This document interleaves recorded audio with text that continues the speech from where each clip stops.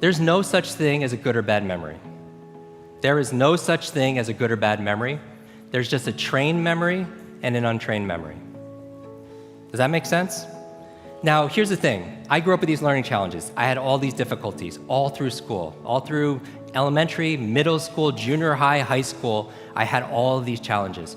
At the age of 9, I remember a teacher looking at me thinking I wasn't either smart enough to understand what she was saying or wasn't paying attention.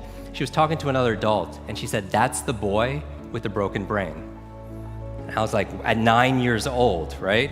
And so those kind of identity issues, those beliefs, does that make a difference?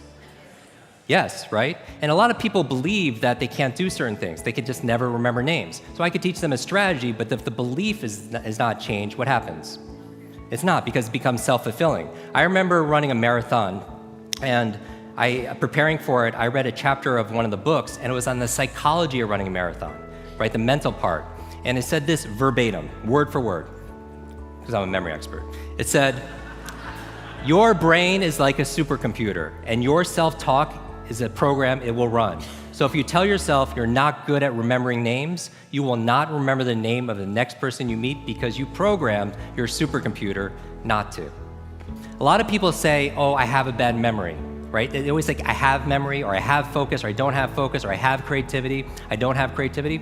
I want you to scrap that. Creativity is not something you have, it's something you do.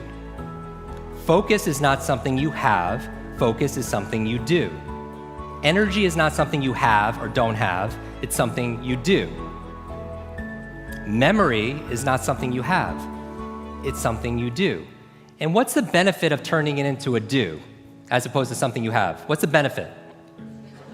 You have control over it, because you could put it into a process. It becomes a strategy, because there's a strategy for reading faster. There's a strategy for remembering names. There's a strategy for having focus. And it's a verb, not a noun.